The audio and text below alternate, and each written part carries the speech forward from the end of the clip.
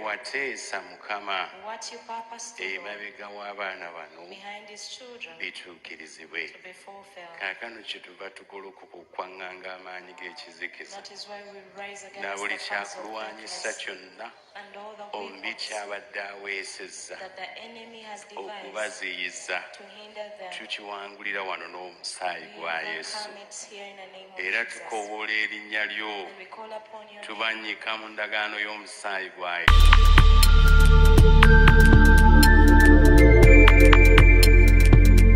You are watching BKB TV, The Father's Heart. Mukama yebazibwe. Mu service olwaleero Mukama naffe yatusaasidde tulina omuzzukulu.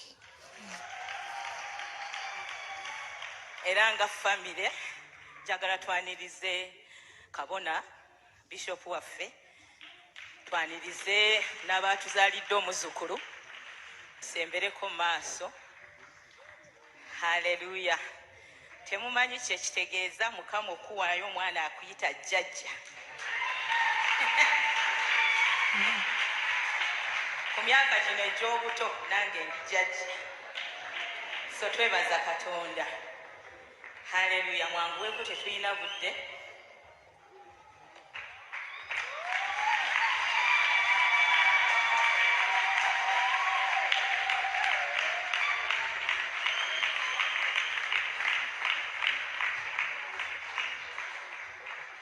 Kama yebazibwe. Praise the Lord. Eyo ye famire yaffe nga bwe mugiraba abo. That's our entire family. Famire ennene ddala. Such a big family. Abalala tebasobodde kubaawo. Some have not been able to Naye come. nange nali ndi awo ne bansuula mu famire eno. But somehow I Si also kunsuula belong to ne the bandeeta family. mu famire eno. Was brought into this family. Kati twafunyeyo omuzzukulu. Now we have a grandchild. Abazzukulu bangi tulinayo n'omulala omulala aliwo omuzzukulu. We have quite I a know. number of grandchildren. Asembere wano omuzzukulu omukulu omulala bw'oyo. Kale Mukama aba omukisa. Amen. N'omulala aliwo omuzzukulu. Amiina. Amen. Bannange ekitiibwa kibeere eri Yesu. The glory back to God. Katonda oyo omwesigwa The faithful God eyatuyita ne tulokoka who called us to salvation ate n'atuwa abataba ne balokoka. and gave us sons who also gave their lives to Christ. Kaakati baleese abazzukulu They have brought abalokole. their grandchildren. Kaakati to tukkiriza dedicate. abazzukulu bano bajja kuweereza Mukama. We believe the grandchildren will serve the Lord. Abanga Katonda yabeera Katonda wa Ibrahim, n'abeera Katonda wa Isaaka, n'abeera Katonda wa Yakobo. God was a God of Abraham, a God of Isaac, and a God of Jacob. Awo olunyiriri luba lunywezebwa. And so the scripture is affirmed. So tugenda kuba nga tuwaayo Baby Joshua. We are going to dedicate baby Joshua. Kale ye Baby Joshua muwanguzi.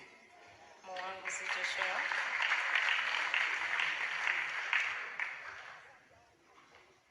Janelle Rafa Muyinza. And Janelle Family. Kale nja kusaba mwami Kasoma gy'akwate Muyinza I request Mr. n'omuzzukulu Kasoma to omulala hold one of the grandchildren. Kirabo Joy Jolly. And Chidabo Joy Jolie. Amiina. Amen.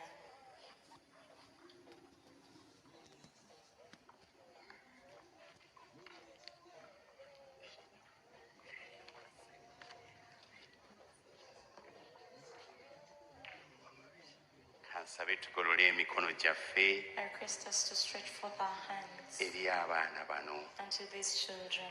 Taata mu linnya lya Yesu Kristo Father, in the name of Jesus Christ, tuzze maaso go n'okwebaza we come before you with thanksgiving okusooka ng'ekkanisa as a church ate nga family and then as a family ku lw'ebirabo by'abaana bano. for the gifts of these children. Kaakano ng'ekkanisa tujja mu maaso go As a church, we come before you okwanjula abaana bano bonna. to introduce all these children. Joshua Muwanguzi Joshua Mwanguzi ne Daniela Muyinza and Daniela Mienza ne Kirabo and Chirabo. Mukama nga tusaba omukono gwo gubeere ku bulamu bwabwe. Lord, we ask for your hand to be upon Weebale them. Katonda eyatuyita Thank you, God, who called us n'otujja mu kizikiza and called us from n'otuleeta darkness mu kitangaala kyo and brought us to your light n'otufuula ekika ekitukuvu. and made us a holy Mu nation. lunaku luno Katonda waffe This day, O nga God, twanjula abaana bano as we introduce these nga children, bw'obadde Katonda waffe, as you've been our God, tusaba obeere Katonda waabwe. we ask that you will be their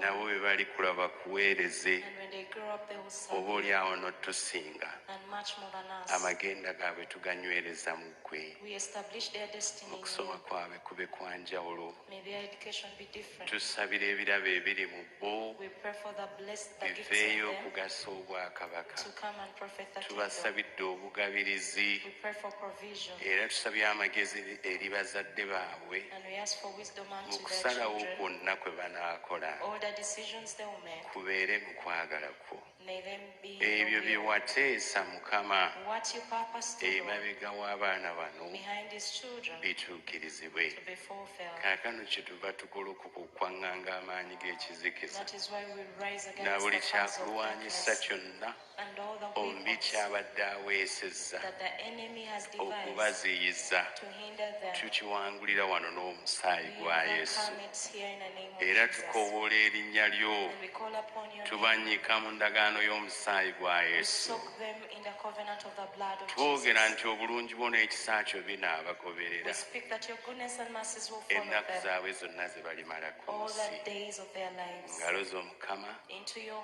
mwe hands, tuleeta Joshera, we bring mwe Joshua, tuleeta Bebi Muyinza we bring baby Muyinza ne Bebi Kirabo and baby mu Chirabo. linnya lya Yesu. In Jesus' name. Amiina.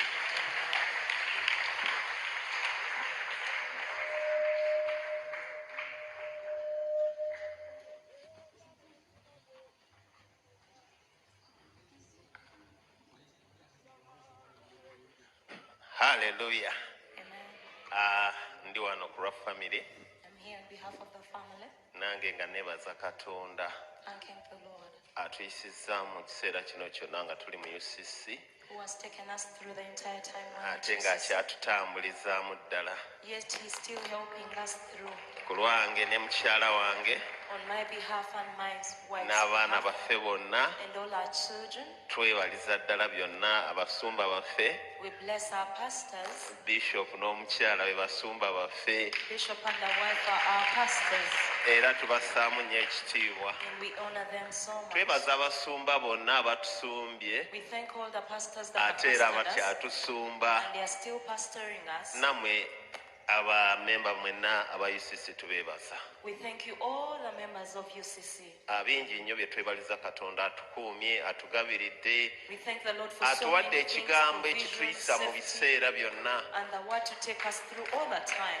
Actually addamu ebibuuzo byaffe. He answers our questions. Waliwo tubeera gye tuli nga tulina ebibuuzo naye ogenda okulaba nga Mukama akizeemu At times we are somewhere with oba nga questions, but abizzeemu the Lord okuyita mu responds. baweereza be. Maybe at times through his ministers. So tuwa Katonda ekitiibwa olwa We byonna bless the Lord for all. n'olw'abaana baffe bonna. And all our children, Mukama bawe omukisa. may the Lord bless you.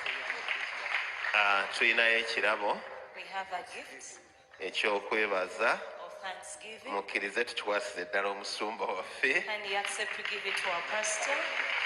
Kigenda kwongera nakyo mu kuzimba ekizimbe kye tuliko nga project. It will go to the building project. Actually ziri million. Amiina. Ziri miliyoni 2. It's 2 million shillings.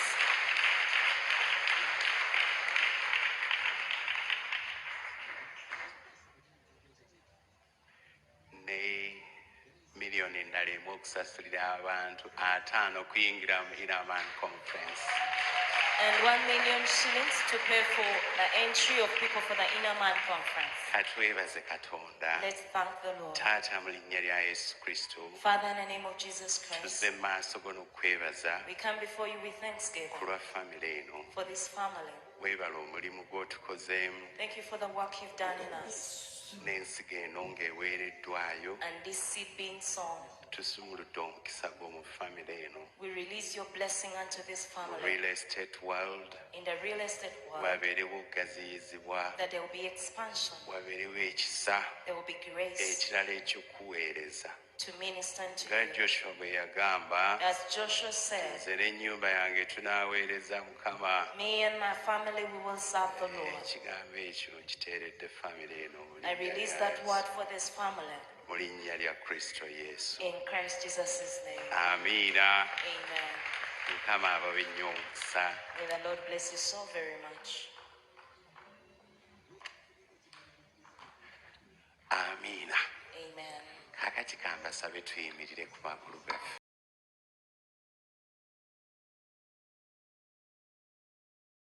Tegulina buyiniko mukisa gwa